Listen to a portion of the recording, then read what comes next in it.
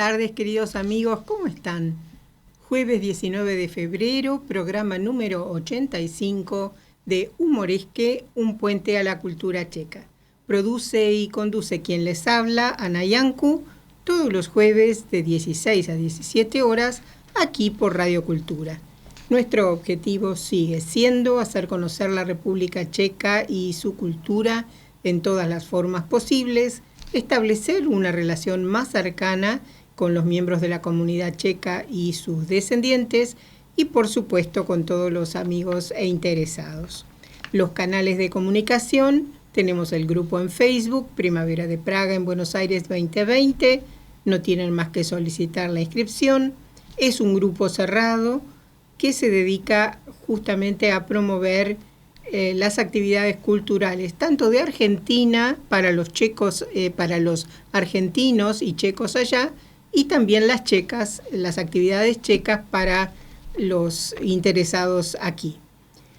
Para comunicarse con el programa, por favor enviar un mail a centroculturalcheco@hotmail.com, centroculturalcheco@hotmail.com, repito.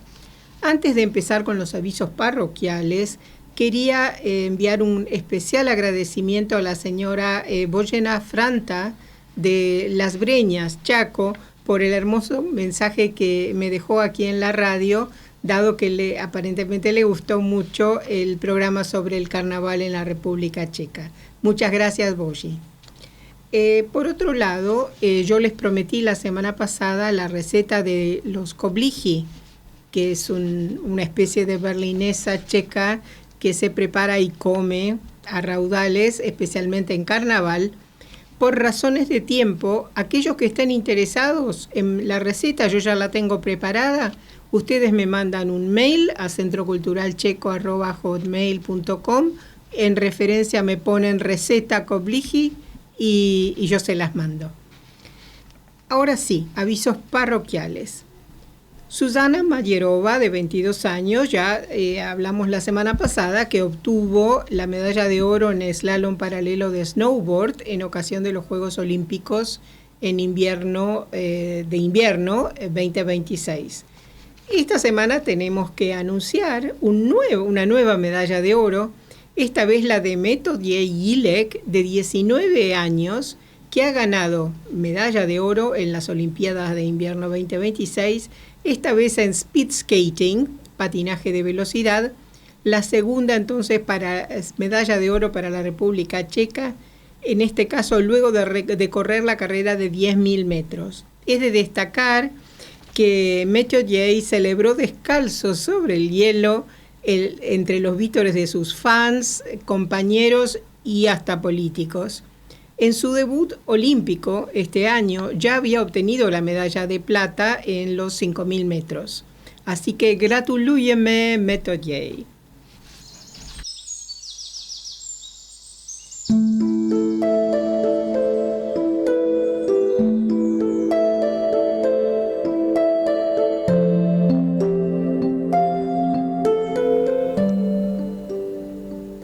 Y en el rincón de la abuela, Babichin Koutek, hoy vamos a tratar un poquitito de Cartas a Olga de Václav Havel. ¿Qué son las cartas a Olga? Son cartas, consideraciones desde la prisión, son cartas que escribió Havel a su primera esposa, Olga, compañera de lucha, desde la prisión, como les decía.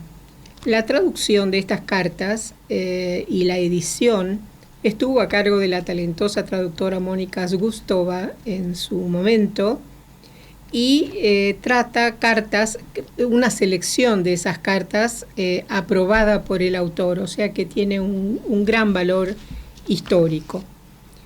¿De qué tratan? Dice que desde 1979 a 1983 Václav Havel poseyó un único pero valioso privilegio como escritor. Este consistía en el permiso concedido por las autoridades de la prisión checoslovaca, donde cumplía condena por delitos contra la seguridad del Estado, a escribir una carta a la semana a alguien de su familia, siendo la elegida su mujer, Olga Havlova. Havel aprovechaba esta circunstancia humillante y represiva para hablar sobre sí mismo, sobre su pasado, sobre sus esperanzas, sus temores, sobre el teatro y sobre sus propias aficiones, eludiendo la censura mediante un estilo abstracto con un subversivo misticismo. Trata desde distintas perspectivas un tema presente en toda su obra como dramaturgo, el de la exigencia de la responsabilidad individual. Realmente todas las cartas contienen elementos muy ricos. Yo he elegido para hoy la carta número 68, escrita el 15 de febrero de 1981, o sea, hace 45 años, y dice así: Querida Olga, anteayer te escribí toda una carta sobre por qué no me gusta escribir sobre mí mismo y qué trampas se ocultan en un intento parecido. Después de haberme preparado el terreno, hoy puedo empezar a escribir realmente sobre mí, sobre tal como soy ahora, sobre qué percepción tengo de mí en la época de mi encarcelamiento. Iniciaré mi texto enumerando y describiendo mis distintos estados de ánimo, y me prepararé para ello reflexionando un poco sobre mis estados físicos que naturalmente influyen mucho en mi humor. Diría que experimento 3 estados físicos fundamentales. 1. Me encuentro bien, o sea, como de costumbre. No me pasa nada, no me duele nada, no soy consciente de mi cuerpo. Ese estado no es, ni mucho menos, el causante de mi buen humor, pero es una condición importante. O sea que, por el hecho de encontrarme físicamente bien, no necesariamente estoy de buen humor, pero es difícil que pueda estarlo si no me encuentro bien. 2. Estoy enfermo. Tengo alguna enfermedad concreta o padezco un desorden fisiológico localizable. Por ejemplo, un catarro, fiebre, gripe, un pie lesionado, diarrea, tos, hemorroides, dolor en las articulaciones. Este no es el peor de los estados porque es comprensible. Es posible de diagnosticar y de curar. Ya sabes que no puedo quejarme de los servicios médicos de aquí. Teniendo en cuenta las posibilidades del lugar, hay que reconocer que son óptimos. Este estado no por fuerza tiene que causar mi mal humor. Al contrario, a veces estoy bastante bien así. Todo el mundo conoce esa ligera euforia que a veces produce la fiebre. Y 3, no me encuentro bien y al mismo tiempo no tengo una enfermedad concreta. Ese es el peor estado. Entonces estoy poco concentrado, despistado, nervioso, siempre tengo frío, dolor de cabeza y escalofríos, lágrimas en los ojos, estoy algo cansado, dormido y débil, aunque no tenga una buena razón para el cansancio y la noche anterior haya dormido las horas necesarias. Sencillamente no me siento en mi pellejo, todo me sale mal, no tengo paciencia y nada me interesa. No soy capaz de expresarme bien ni de tomar decisiones. Soy muy lento pensando, me tiemblan las manos, miro a través de la gente y de las cosas, lo veo todo, pero no me doy cuenta de nada. Me siento vacío y atontado. Hasta aquí, pues, todo sobre mis estados físicos. Y ahora sobre mis estados anímicos. He confeccionado una pequeña lista que me ha enseñado que, esquematizando un poco, puedo llegar a describir 8 clases de mal humor y 7 clases de buen humor. Durante el proceso de escritura, este número puede variar, por supuesto. ¿Por dónde empezar? ¿Por los buenos o por los malos?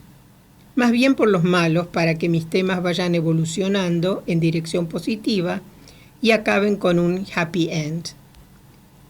Pero para que esta carta no resulte innecesariamente sombría, empezaré con un mal humor más bien agradable. 1. Se trata de un estado de melancolía.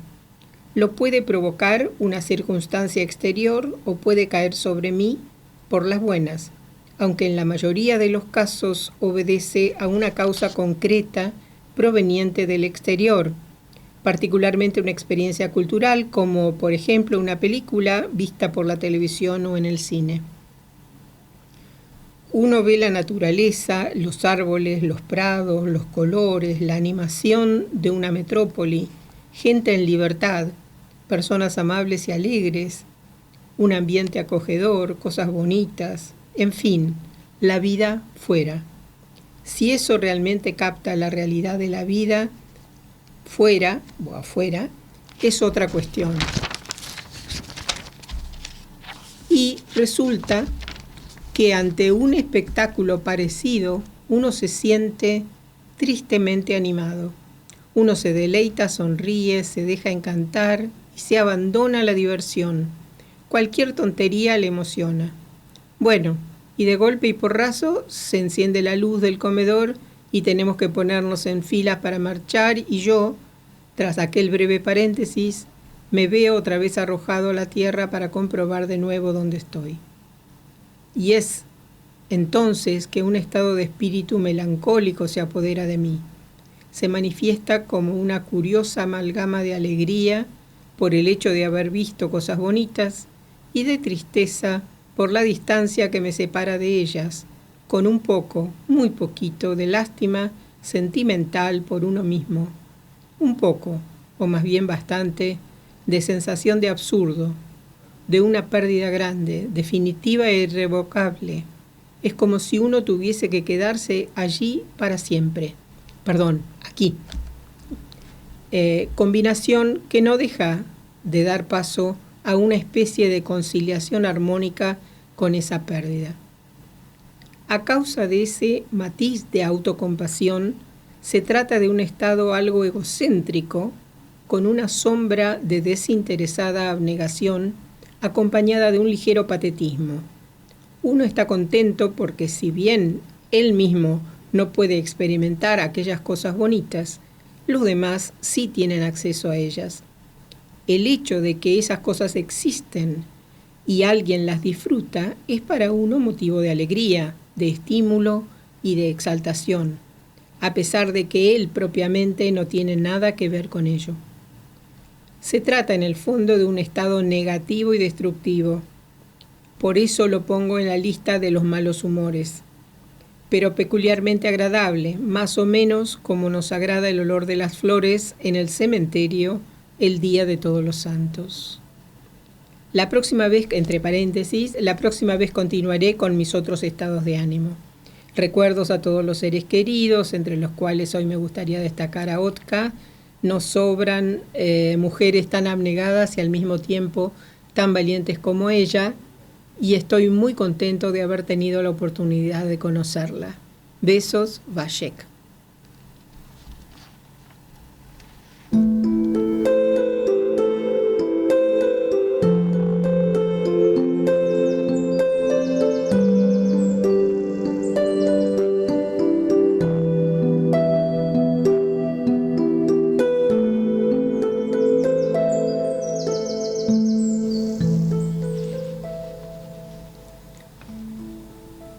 El documental Kapralova, estrenado en estos días en cines checos, intenta arrojar algo de luz en el misterio que es Vítězslava Kapralova, la genial compositora y directora de orquesta oriunda de Brno, que falleció a los 25 años en 1940.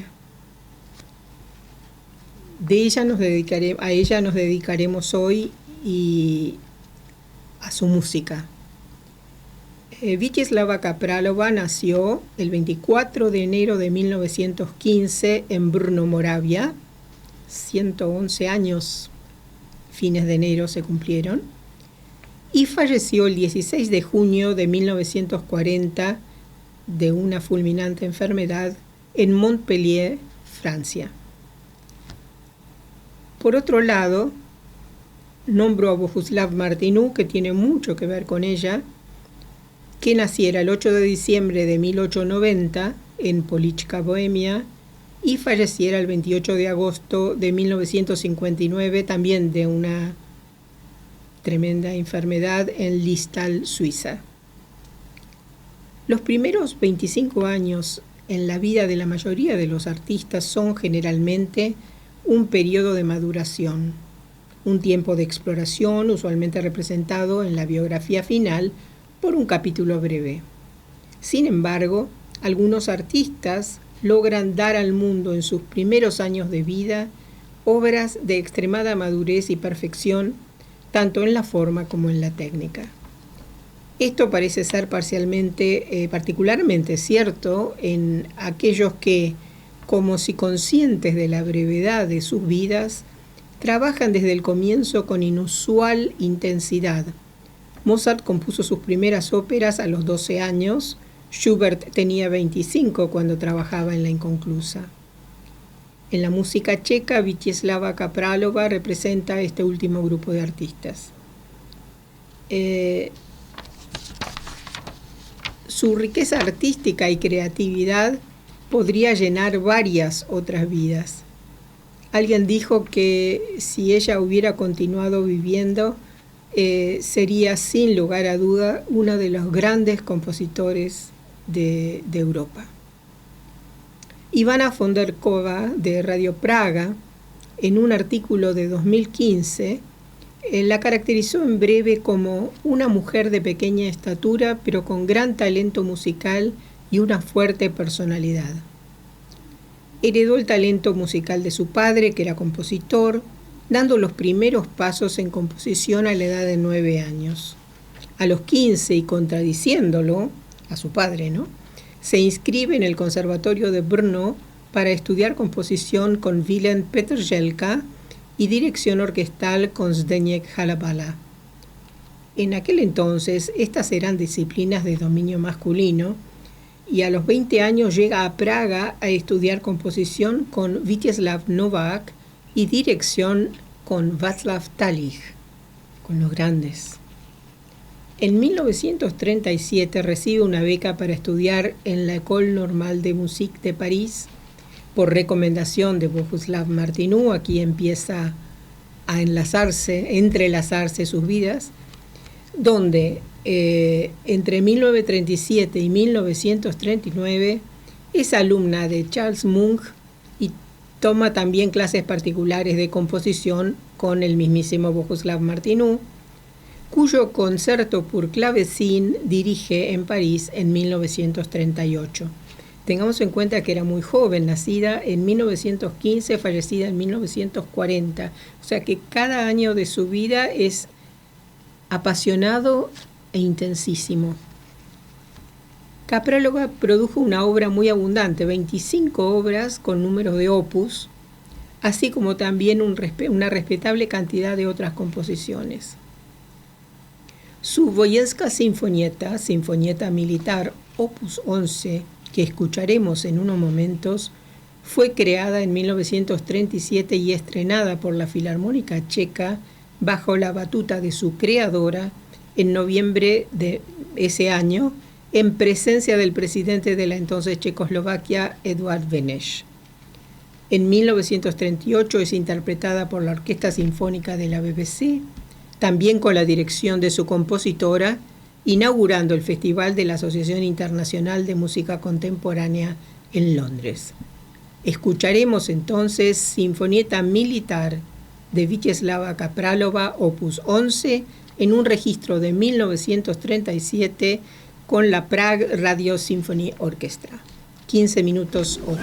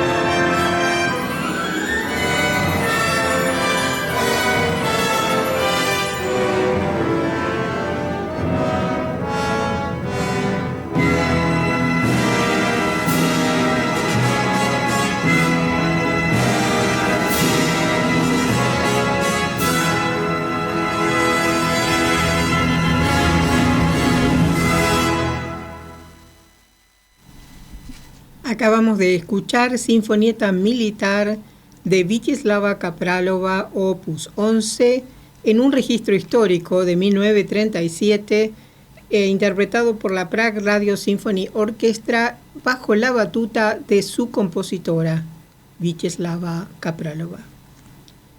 Esta obra, sin lugar a dudas, es la más famosa, por la que se hizo más popular y reconocida en todos los ambientes musicales del mundo. Sin embargo, como les dije, tiene 25 obras mayores con opus compuestas, y de ellas he elegido para compartirles la opus 7, el piano concierto en re menor. Vamos a escuchar el tercer movimiento, Allegro, en la interpretación al piano de Alice Rajnohová, acompañada por la Bohuslav Martinů Philharmonic Orchestra. 8 minutos 9.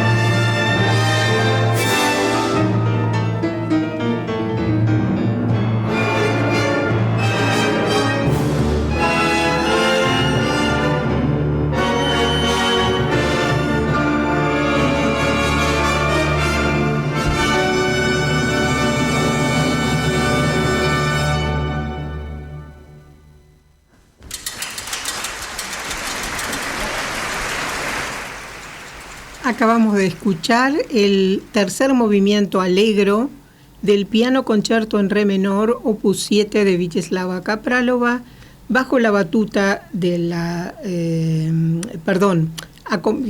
al piano Alice Rajnohová, acompañada por la Bohuslav Martinů Philharmonic Orchestra. Tras la invasión alemana de Checoslovaquia el 15 de marzo de 1939, Kaprálová escoge Francia como patria de exilio. En abril de 1940 se casa finalmente con el escritor Jiří Mucha. Digo finalmente porque Jiří Mucha, uno de los hijos del conocido Alfons Mucha, creador del Art Nouveau, era su amigo y pretendía un poco más, pero finalmente él se casa con él en 1940, ya estando enferma, y él aceptándolo. Antes de que los alemanes entraran a París, es evacuada a Montpellier, donde el 16 de junio de 1940 fallece en un hospital víctima de esta tremenda enfermedad. Durante la primavera de 1937 pone música al poema de Vítězslav Nezval, Sbohem a Šateček, literalmente es Adiós y un pañuelo. Esta obra es conocida más popularmente como Diciendo Adiós, que está registrado bajo el opus 14. Dedica esta obra como despedida a la ciudad más hermosa, Praga. Kaprálová compone esta obra en muy pocos días, pero su orquestación resulta más compleja, razón por la cual acepta la supervisión del artista de mayor y fundamental influencia en su vida, Bohuslav Martinů. Escucharemos esta obra, Sbohem a Šateček, Diciendo Adiós, para voz y piano, de Vítězslava Kaprálová, opus 14, en un registro de 1937, con la soprano Jarmila Bavurdová y la autora al piano. 6 minutos, 8 segundos.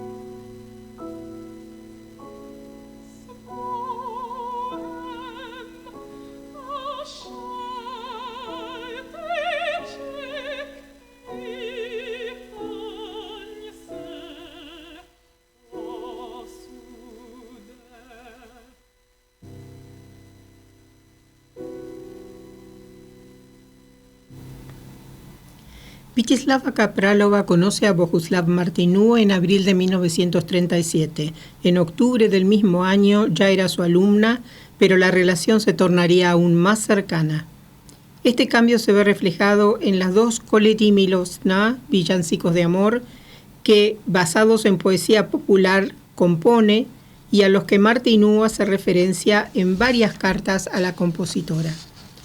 Despidiéndome de ustedes hasta el próximo jueves, los dejo escuchando Koledy Milosna, villancicos de amor, son dos, para voz y piano, de Vítězslava Kapralova, en la interpretación de la soprano Helena Hozová y Bárbara Zejakova en piano. Es un registro en vivo en Praga de 2024. Hasta la próxima. Ahoj.